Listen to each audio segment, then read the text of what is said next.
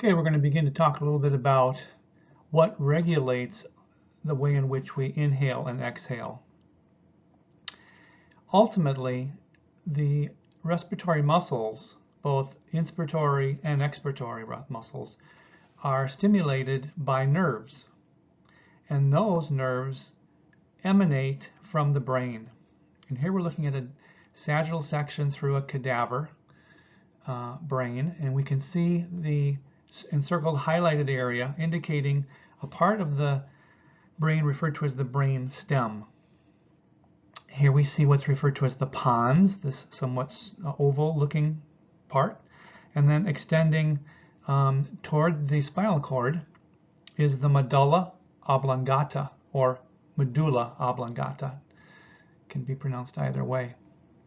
And so it's here that we have masses of nerve tissue that both receive and send impulses from and to the respiratory muscles.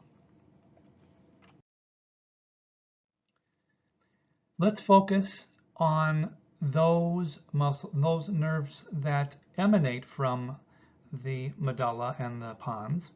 So they're going to be sending motor impulses. Now you remember we talked a bit about the nervous system. We discussed, I think, in the past how we had sensory impulses coming from receptors to a control center, right? And then from the control center, there were motor impulses sent to effectors.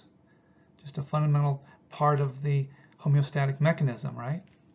So we're talking here about those nerve impulses that start here in the medulla. They travel down cranial and spinal nerves, cranial referring to brain, spinal nerves branch off of the cord. And again, these are traveling to respiratory muscles, and when stimulated, those muscles will result in potentially inspiration, if it's, say, the diaphragm or the external intercostals, or it could be even expiration, as we described in an earlier voiceover PowerPoint. You have no conscious control over this, right? As it indicates here on the slide, this is an involuntary process. It's involuntary. You don't control it. It happens automatically.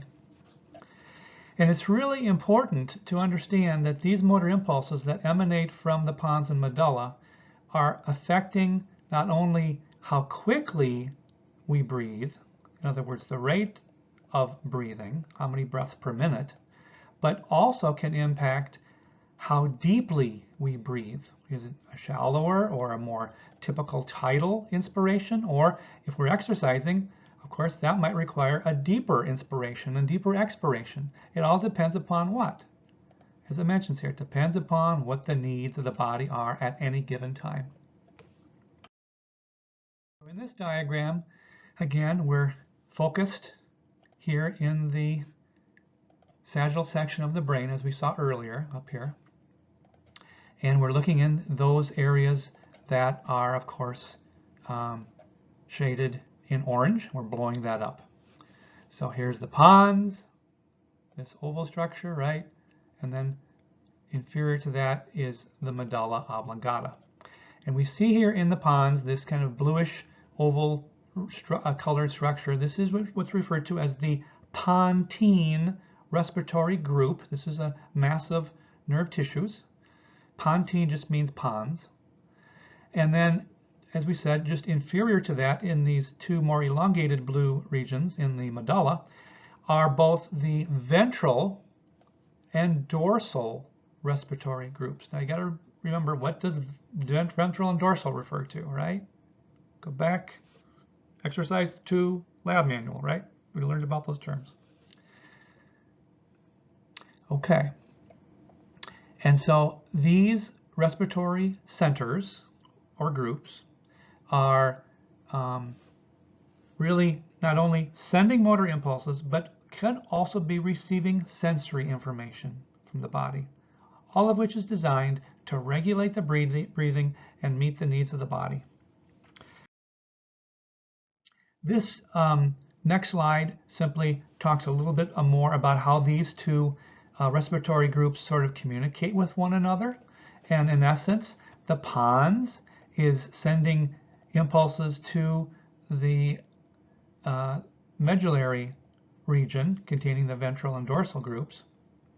And as it mentions down here in the first bullet, this PON respiratory group or pontine respiratory group affects the duration of the inspiration, limits the duration. So you're not inhaling too frequently or too deeply, typically. The actual rhythm of breathing or frequency of breathing, as it mentions here, is impacted by the ventral group, and that's why we see the arrows heading down toward those respiratory muscles.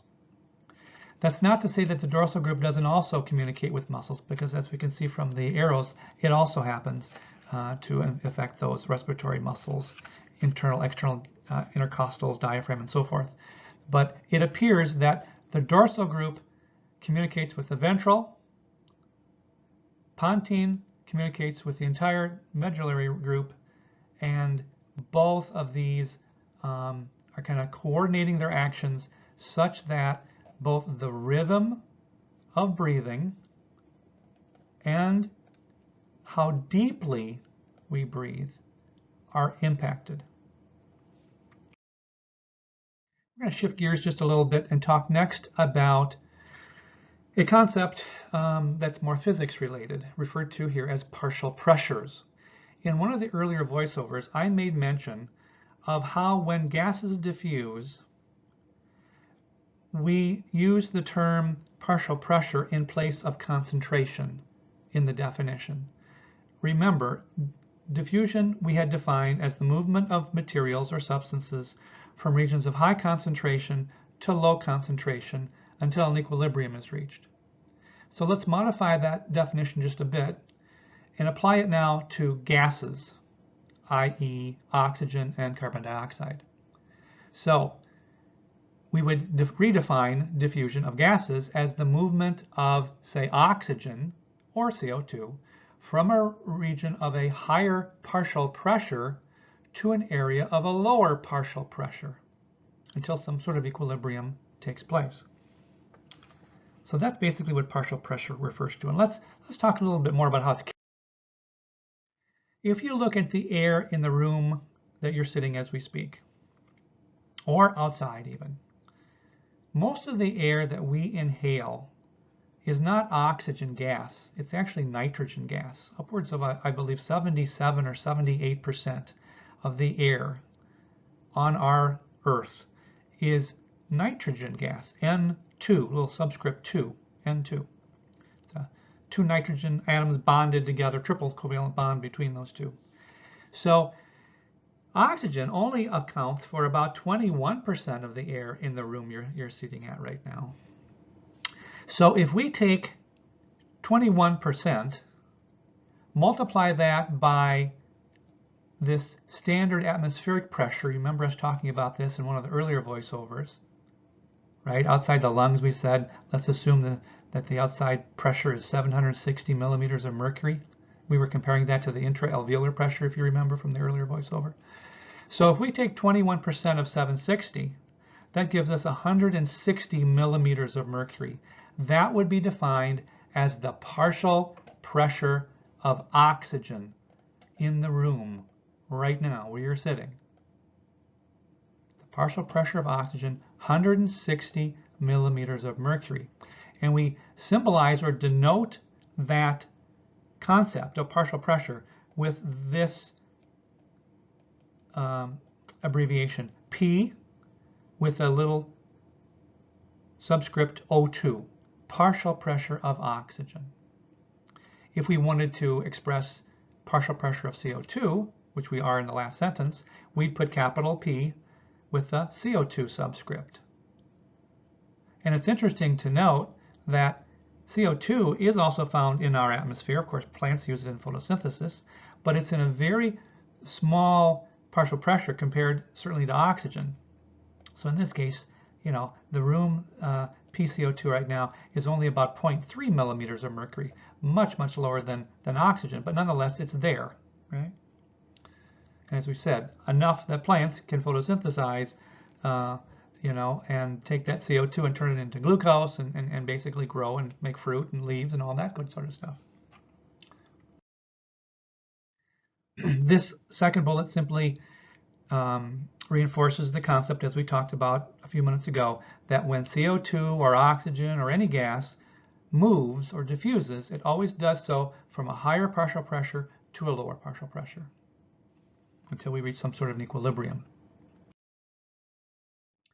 Okay, let's talk a little bit about some different factors that influence the pons and medulla, and influence, in this case, how fast we breathe, the rate of breathing, and how deeply we breathe. I'm going to just list concepts, and then we're going to talk about them in some detail. The first of which here is the partial pressure of CO2 and oxygen. And this, of course, is hydrogen ions. You might remember hearing about that. That has a role to play in pH, right? And we're talking about the partial pressure of these gases as well as hydrogen ion levels in body fluids. And the most common body fluid that most people think of probably is good old blood. Anybody know what this CSF refers to? That means cerebrospinal fluid. It's a fluid that basically circulates within our brain and our spinal cord. Circulates around it. You'll be learning about that when you take A&P 2 next fall. The degree to which the lung tissue is stretched during inspiration can limit our breathing. We'll learn about that. Very interesting phenomenon. Most people probably have never heard of that or are aware of that. Our emotional state, we can all relate to a time in our lives when we were just very upset, hearing some very sad news, let's say, or whatever the case may be, and we began perhaps to hyperventilate, or our breathing certainly was impacted. We were just so emotionally affected by the news or seeing some catastrophic thing occur in front of us that can influence breathing, right? We all know that. And probably the most common activity that we know influences how quickly we breathe is how much we work out. If we're playing tennis, mowing the lawn, doing some sort of physical activity, typically, of course, increases the respiratory rate and depth of breathing. Think of what happens when you run, a race, for example.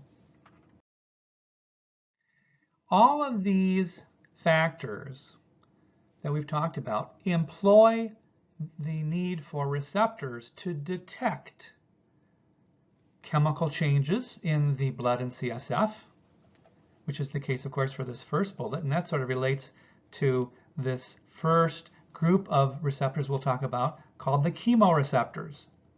Chemo refers to chemicals. So these are receptors that are monitoring chemicals in the blood, chemicals in the cerebrospinal fluid, and they'll send those impulses to the medulla and the pons, and those different respiratory groups will in turn interpret that and adjust the breathing by sending motor impulses back down to the respiratory muscles. The second bullet here, addressing the degree to which the lung is stretched, is really getting at the role that these receptors play, called mechanoreceptors or stretch receptors. So mechanical gets at the idea that these receptors are somehow moved in some way. Like when you stretch a rubber band, pretend there are receptors in the rubber band. Those receptors aren't working when the rubber band is relaxed, but when you stretch the rubber band, the receptors get fired up. Same idea here. When your lung tissues are stretched, those mechanoreceptors are physically stretched, and that initiates sensory information up to the brain. Let's talk first about those chemoreceptors. There are two groups of chemoreceptors that we're going to discuss. Here's the first, called the central chemoreceptors, and I want you to note their location. I've taken and kind of highlighted in pink this ventral region of the medulla.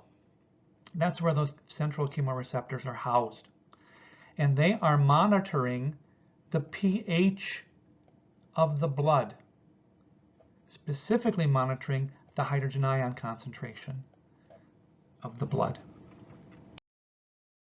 So let's take a moment and think about what the relationship is between hydrogen ions, the concentration of those ions, and pH. We have to, however, take a step back about a chemical reaction here that's very fundamental in respiratory physiology. And you see that, of course, on the slide. Carbon dioxide, you know, your cells generate as a waste product. And oftentimes that carbon dioxide will combine with water, and here we're looking at it in the cerebrospinal fluid. It could also be in the blood, but in the case of the brain, we're talking about cerebrospinal fluid, or CSF. And when that CO2 combines with water in the CSF, which again is surrounding the brain and spinal cord, it's bathing those organs, a compound called carbonic acid is manufactured, H2CO3 it's called. And that carbonic acid in turn dissociates, is the word chemists use, gets converted into hydrogen ions and bicarbonate ions. And I'm of course focused on the hydrogen ions here in red. So now let's go back and ask that question, what is the relationship between hydrogen ion concentration and pH? You should know this. I hope you do. As the hydrogen ion levels increase, what does the pH do? You have three choices. It goes up, it goes down, it stays the same.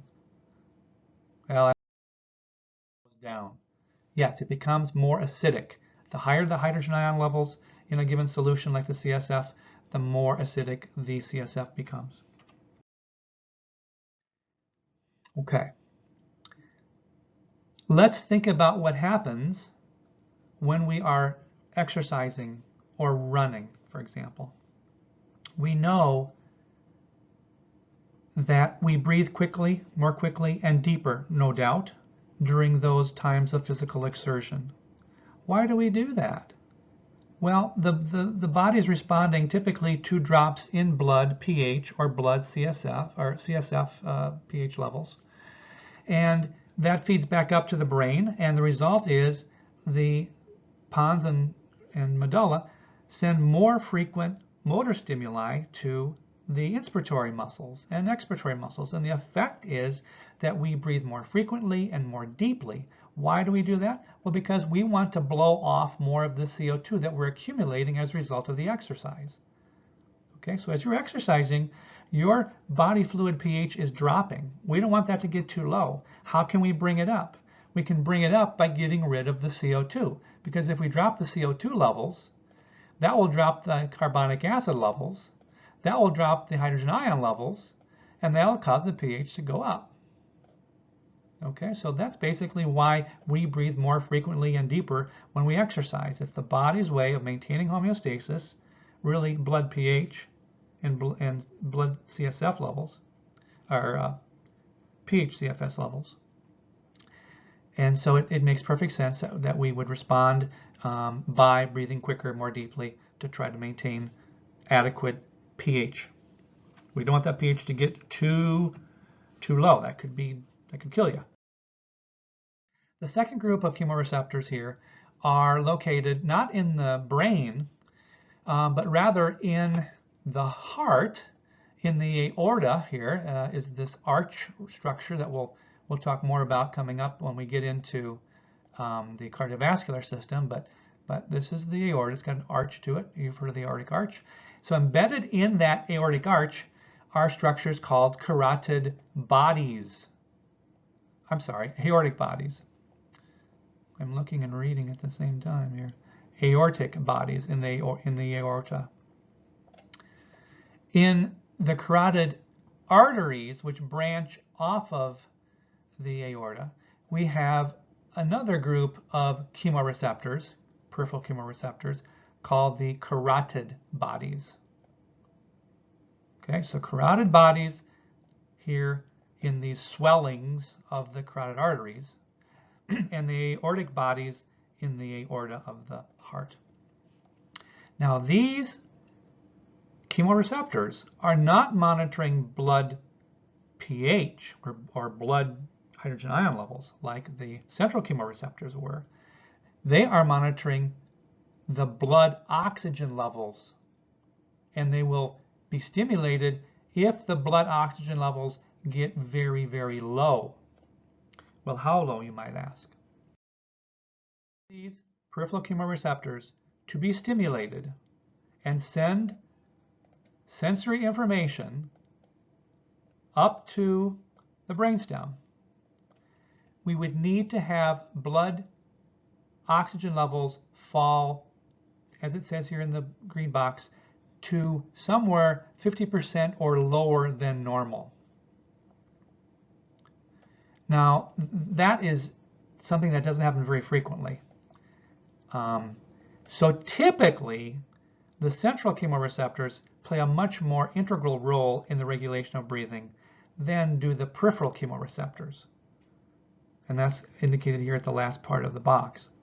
So while they can play a role in regulating respiration, they play a relatively minor role because the blood oxygen levels rarely get to 50% or lower. It can happen, but it's typically not common. Only in extremely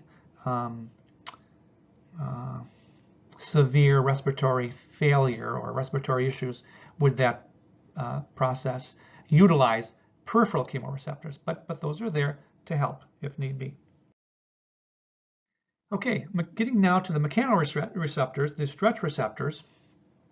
These are housed in the visceral pleura. Remember, this is the membrane that is surrounding the lungs themselves on the surface of the lungs. The bronchioles, remember, are these small little branches off of the bronchi.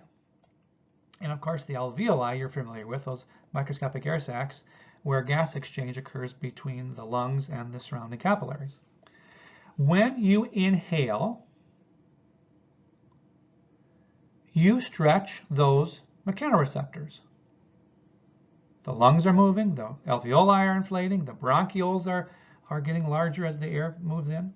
And so we see here the sensory information heading from those mechanoreceptors up to the brain, okay, sensory, right?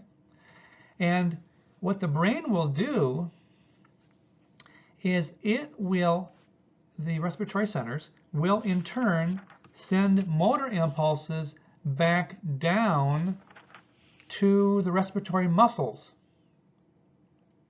So that's what the downward arrows here are referring to.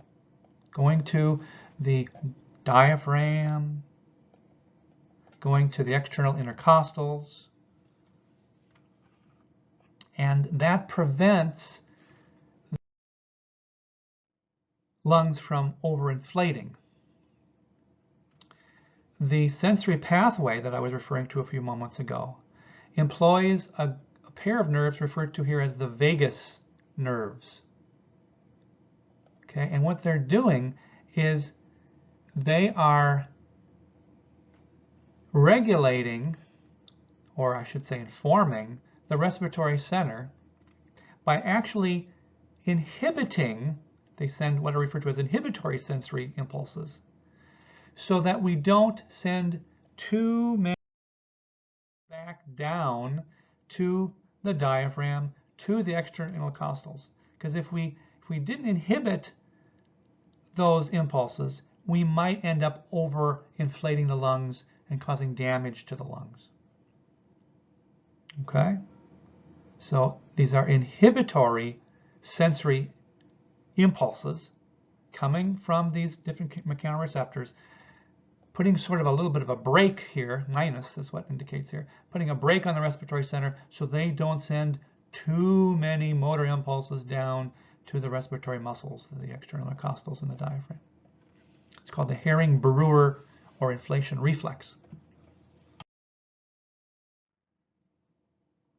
Okay, this is our last slide for this voiceover, and it's just a nice kind of summary that talks a little bit about some of the different factors that can influence breathing. Where are the receptors that are responding to those located?